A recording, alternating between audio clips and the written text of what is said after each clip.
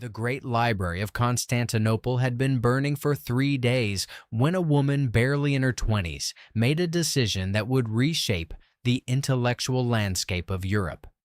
The year was 1453, and the Ottoman soldiers were still breaking through the Theodosian walls when Anna Notaras, daughter of the empire's last grand admiral, packed not gold or jewelry but parchment. She stuffed 27 manuscripts into salt-stained leather satchels, paid a Genoese captain 3 times the going rate for passage, and slipped out of the city through the Golden Horn just hours before the final assault. The history books will tell you that the Renaissance began in Florence, that it was an Italian invention fueled by Roman ruins and the Medici banking fortune. But the history books are wrong. The Renaissance, in fact, arrived on a single ship carrying a woman whose name has been almost entirely erased from the narrative. You have been taught that the fall of Constantinople was a tragedy, the end of an empire, the death of a civilization. But what the textbooks leave out is that the fall was also a migration. What the textbooks leave out is that the manuscripts Anna Notaras rescued contained the complete works of Plato that would later be read by Marsilio Ficino, the medical texts of Galen that would challenge medieval anatomy, and the historical chronicles of Polybius that would teach Machiavelli how to write The Prince. Every one of these texts was sitting in Greek, unavailable to the Latin-speaking scholars of Western Europe, until a 23-year-old woman decided that she would not let her civilization's knowledge burn. But to understand why Anna Notaras matters, we need to look at what Europe looked like before she arrived. In 1450, there were exactly 3 Greek manuscripts in the entire University of Paris. Oxford had 2.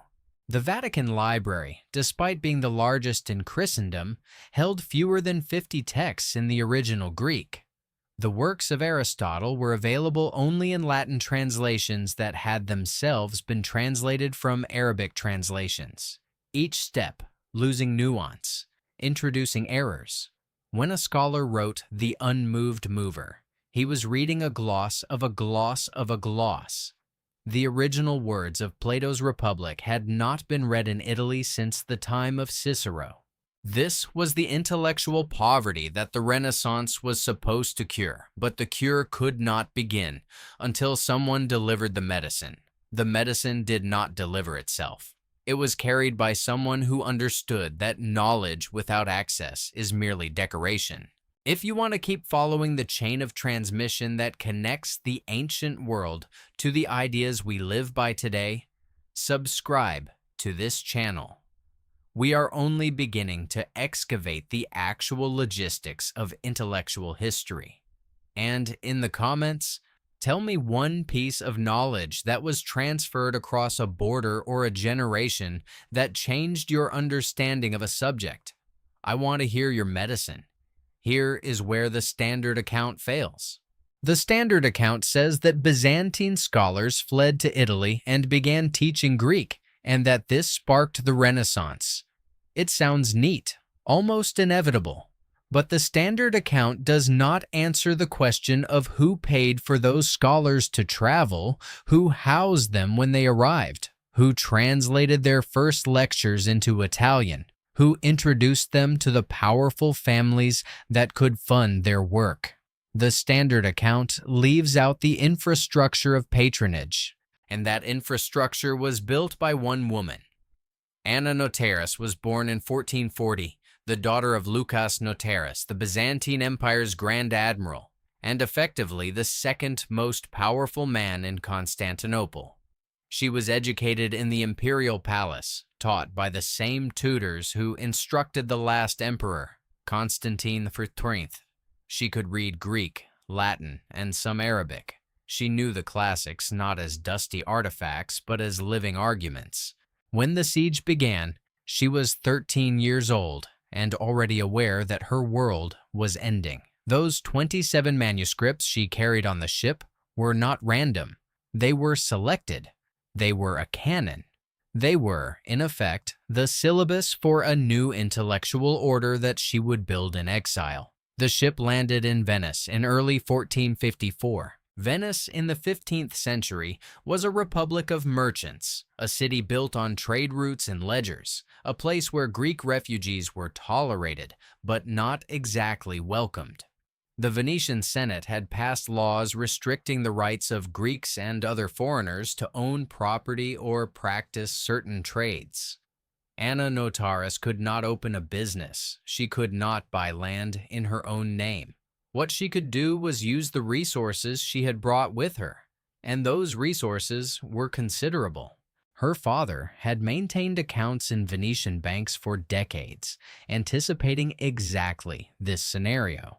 The Notaras family fortune, transferred through merchants and deposited in the Banco di San Giorgio, amounted to approximately 12,000 ducats. That was enough money to buy a palace on the Grand Canal, and she did. In 1455, Anna Notaras purchased a residence in the parish of San Giovanni Laterano, a neighborhood already home to several Greek refugee families. She turned the ground floor into a scriptorium. She hired copyists. She began reproducing the manuscripts she had saved and acquiring others from refugees who had carried texts out of Constantinople in their own desperate escapes. Within 2 years, she had produced 200 new copies of Greek classics, which she donated to libraries across Italy. Here is the critical detail. She did not sell them. She gave them away. She understood that the goal was not to profit from knowledge, but to disperse it so widely that it could never be burned again. The first library she donated to was the Bibliotheca Marciana, the State Library of Venice. The second was the Vatican Library, which at the time was being rebuilt under Pope Nicholas V, himself a humanist who had been collecting Greek manuscripts for decades. Nicholas V had died in 1455, but his successor, Calixtus III, continued the project. Anna Notaras sent a copy of Aristotle's Metaphysics that had been copied in the 10th century and carried by her own family, a text that had never been seen in Western Europe. The Vatican librarians did not know what to make of it. They had to hire a Greek-speaking scholar just to catalog it. That scholar was George of Trebizond, who would later become one of the most influential translators of the early Renaissance.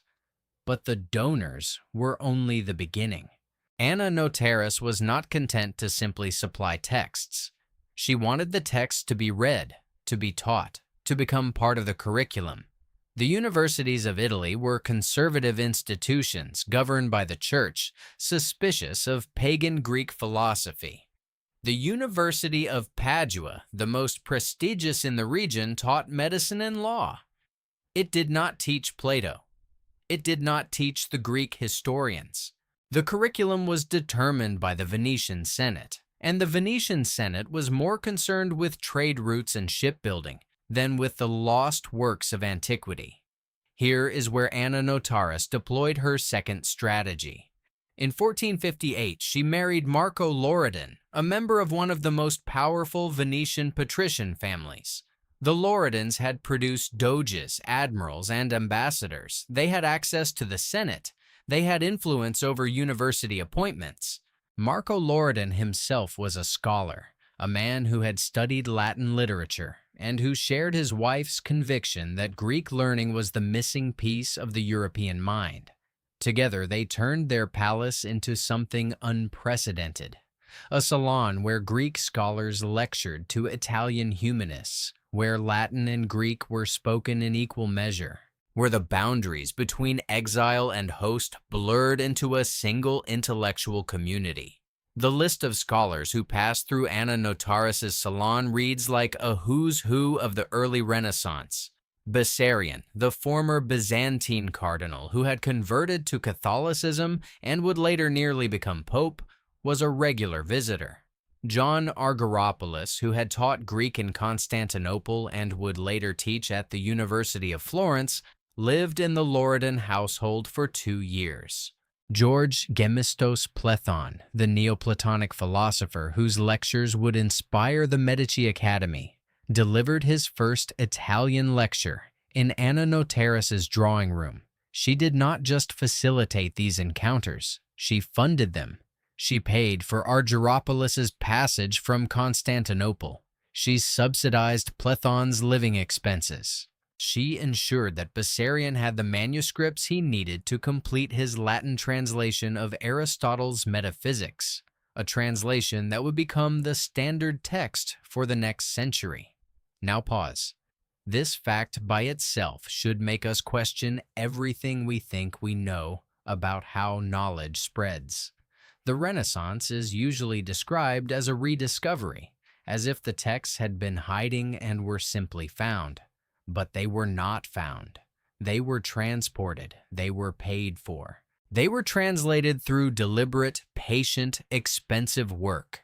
The Renaissance was not an accident. It was a logistics operation.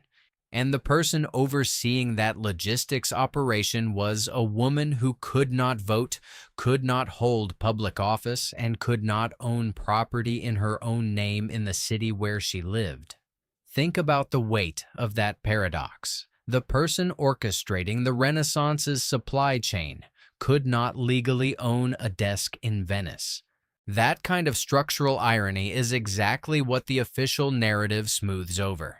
If you want to keep uncovering stories where power operated from the margins, subscribe, because the archive is full of figures who worked through others to reshape reality. And drop a name in the comments. Who else in history wielded influence without a title? Who else built an era from the back rooms and the margins? But the story does not end with manuscripts and salons. In 1463, Anna Notaras founded the Greek School of Venice, the first formal institution in Western Europe dedicated to teaching the Greek language. The school was housed in the church of San Giorgio dei Greci, a building she had financed with her husband's money and her own. The curriculum was modeled on the Byzantine educational system, which meant it covered grammar, rhetoric, philosophy, and mathematics, all taught in Greek by native speakers. The school enrolled both Greek refugee children and Italian students whose families wanted them to have access to the new learning. Within a decade, the Greek school had produced a generation of bilingual scholars who would go on to teach at universities across Italy.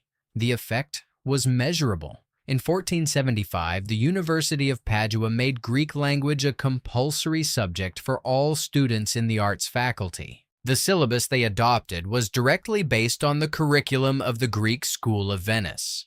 By 1480, Oxford and Cambridge had begun hiring Greek tutors. By 1490, every major university in Europe offered instruction in Greek, and the texts that Anna Notaras had donated were being read, debated, and printed.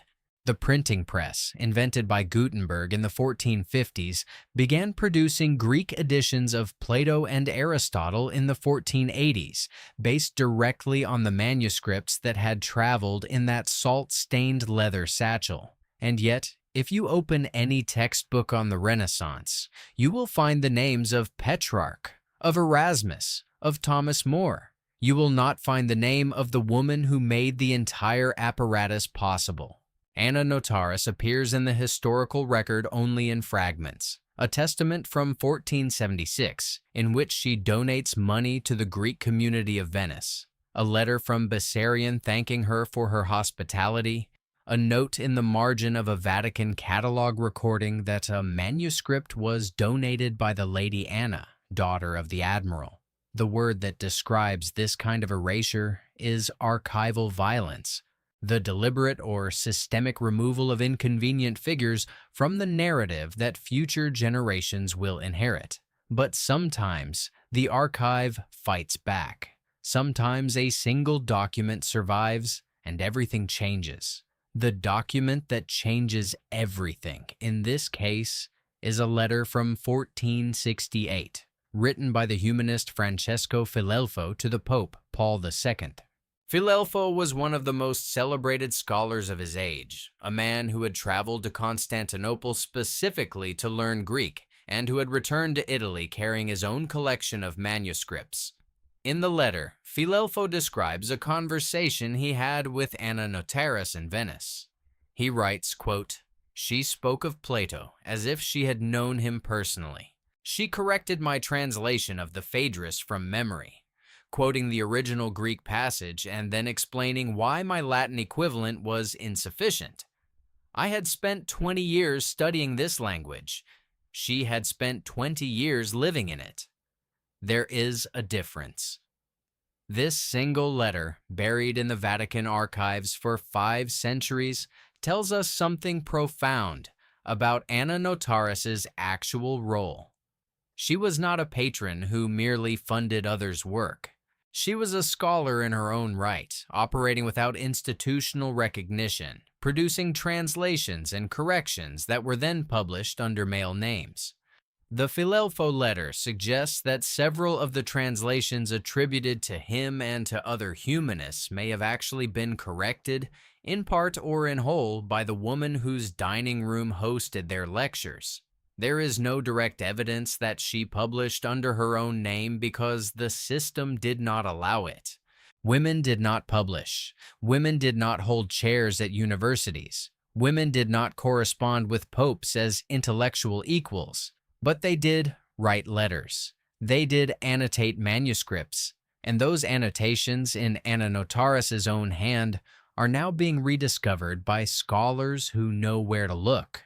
The University of Birmingham's project on Byzantine diaspora manuscripts has identified a particular handwriting pattern appearing in the margins of 11 manuscripts that passed through Venice between 1455 and 1475. The hand is careful, precise, with a distinctive way of forming Greek letters that matches Anna Notaras's signature on her will. The marginal notes are not idle comments. They are corrections to the Latin translations, where the translator has rendered a Greek philosophical term incorrectly. The marginal note provides the correct Latin equivalent. Where a passage has been mistranslated, the margin offers a revised version. 11 manuscripts, hundreds of corrections. A hidden curriculum quietly reshaping how these texts were read. This is where the disruption begins. Everything you have been told about the intellectual origins of the Renaissance assumes a certain model of transmission. A Greek manuscript is carried to Italy. A male scholar translates it into Latin. The translation is printed and disseminated. The model is linear and it is gendered. The model assumes that the act of translation is the crucial intellectual labor, and that the act of funding, housing, and sustaining those translators is secondary labor, the work of a patron, not a thinker. But the margins of those 11 manuscripts tell a different story.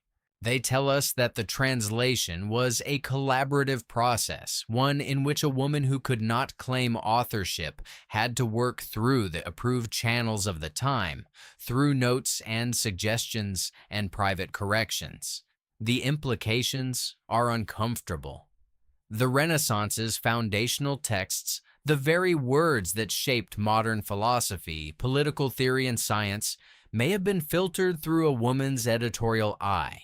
The Plato that Ficino translated may have been a Plato already interpreted and corrected by Anna Notaras. The Aristotle that the University of Padua taught in the 1480s may have been an Aristotle whose ambiguities had been resolved by a Byzantine woman in a Venetian palace. We cannot prove this definitively. The archive is too fragmentary, but we can prove that she had the knowledge, the manuscripts, and the access to make it happen. We can prove that she was present at every critical juncture, and we can prove that her corrections appear in manuscripts that later became the basis of printed editions. The circumstantial case is overwhelming. Let us return to the paradox that opened this investigation. You have been taught that the Renaissance was an Italian event, an explosion of creativity and rediscovery that transformed Europe. But the evidence now suggests a different causal chain. The Greek manuscripts that fueled the Renaissance were not rediscovered in Italian monasteries. They were carried from Constantinople by refugees. The translations that made those manuscripts accessible were not produced by isolated geniuses. They were produced in a collaborative environment that included a woman whose contributions have been systematically ignored. The patronage networks that sustained the early humanists were not exclusively Medici. They were in significant part the work of a Greek exile who had turned her home into a school. The weight of this evidence should destabilize an assumption you likely held when you clicked on this video. The Renaissance was not a rebirth that happened spontaneously in Italy. It was a transfer. It was a relocation of knowledge from one civilization to another, made possible by the deliberate actions of individuals who risked everything to carry that knowledge across borders. Anna Notaras was not the only person doing this work. She was part of a network, a diaspora of scholars and scribes and merchants who moved texts and ideas across the Mediterranean. But she was the node that connected the network. She was the person who had the money, the education, the family connections, and the strategic vision to turn individual acts of rescue into an institutional transformation. And yet, she remains a footnote. The official histories of the Renaissance contain her name only in passing, if at all. The textbooks used in universities today devote chapters to the Medici, to Ficino, to Pico della Mirandola, to Erasmus. Anna Notaras appears in none of them. Her story exists in specialist monographs, in doctoral dissertations, in the margins of catalogs of Greek manuscripts. It has not penetrated the mainstream narrative because the mainstream narrative was built by historians who did not look for women's contributions, who assumed that intellectual labor was male labor, who read the archive's silence as evidence of absence rather than erasure. But the archive is not silent. It is speaking.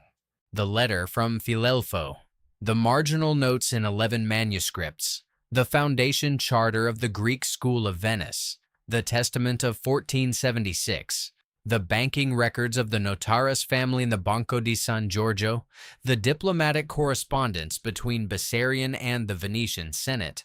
All of these documents exist, and all of them point to the same conclusion. The Renaissance happened because a woman in her 20s packed 27 manuscripts into leather satchels and refused to let them burn. Everything after that was logistics. And logistics, as any historian knows, is where the real power lies. But the question that should keep us awake is not whether one woman's contributions have been erased. The question is how many other Annas are still waiting in the archives, their names scattered across marginal notes and ledger entries, their faces absent from the portraits that define an era. Every time a historian opens a manuscript and finds a correction in an unfamiliar hand, every time a bank record reveals a payment to a woman for services rendered without specifying what those services were, every time a letter thanks a female patron for her hospitality while describing intellectual debates that took place in her home, the archive is hinting at a shadow network of women who shaped the intellectual world but were barred from claiming credit for it. Anna Notaras died in 1476 at the age of 36. Her will, preserved in the Venetian state archives, distributes her remaining wealth among the Greek community of Venice, the Church of San Giorgio dei Greci, and the poor of Constantinople. She left no children. She left no published works under her own name. She left no portrait, no monument, no plaque on the palace where she hosted the most influential scholars of her generation. The palace itself was demolished in the 19th century to make way for a hotel. The manuscripts she saved are scattered across libraries from Madrid to Moscow. Her name appears in no textbook. Her name is absent from the textbooks, but her corrections are still embedded in the words we read. That is the quietest form of immortality, to shape thought without being credited for it. If you want to stay with us as we keep opening these buried chronicles, subscribe. There are more erased contributions waiting in the margins of the archive. And in the comments, tell me, if you had to save one manuscript from a burning library, what would it be and why? I want to know what knowledge you would carry across the water, but the texts she saved are still being read. The Plato that undergraduates encounter in philosophy courses, the Aristotle that shapes political theory, the Galen that historians of medicine study, the Polybius that teaches us how empires rise and fall. All of these texts pass through her hands. The chain of transmission from ancient Greece to modern Europe goes through the golden horn, through a salt-stained leather satchel, through the scriptorium of a Venetian palace that no longer exists. The Renaissance was not a miracle. It was a woman's decision, made in the smoke of a burning city, that some things are worth carrying across the world. And this is where the investigation leaves us with a choice.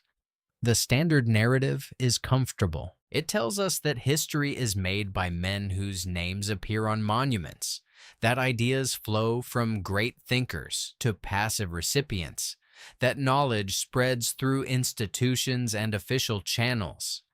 The standard narrative is also wrong. The actual mechanism of historical change is far messier, far more dependent on individuals who operated outside the structures that would later record their existence. Anna Notaras did not write a single philosophical treatise that survives under her name. She did not teach at a university. She did not correspond with popes as an intellectual equal, but she did something more foundational. She ensured that the texts existed, that they were legible, that they were available to the people who would write the treatises, teach the courses, and correspond with popes. Every time you read a passage from Plato and imagine that you are encountering the words of an ancient Greek philosopher directly, you are participating in a chain of transmission that includes a woman who cannot be named in the textbooks. Every time a historian cites a manuscript and traces its provenance to 15th century Venice, there is a chance that manuscript passed through the scriptorium of San Giovanni Laterano. The archive does not tell us everything, but it tells us enough to know that the history we have inherited is incomplete. The palace is gone. The manuscripts are scattered. The name has been forgotten, but the knowledge survived because one person decided that it should. That is the only kind of power that matters in the end. And this is where we sit with the discomfort that genuine history demands. The chain is not clean. It is not a straight line from greatness to greatness. It is a tangle of burn scars and bank ledgers, of women writing in margins because they could not write on title pages, of names that surface only in letters that nobody thought to burn. The Renaissance was not a miracle. It was a transfer of knowledge across a burning sea, and the person who steered that transfer was erased because the people who wrote the history could not imagine a woman capable of such a feat. But the archive whispers. The marginal notes survive. The letter from Filelfo still sits in the Vatican, and scholars are still finding new annotations in the same hand. The knowledge that Anna Notaras carried did not die with her. It entered the bloodstream of European thought, filtered through the translations she corrected, the scholars she fed, the school she founded. And now that we know where to look, we cannot unsee the pattern. Every institutional erasure has its archival trace. Every suppressed contribution has its marginal note. The question is not whether the archive will speak. It is whether we are willing to listen when it does. The manuscripts are still out there. The handwriting is still waiting to be identified. And somewhere, in a library you have never visited, A correction in a woman's hand is still changing how a text is read.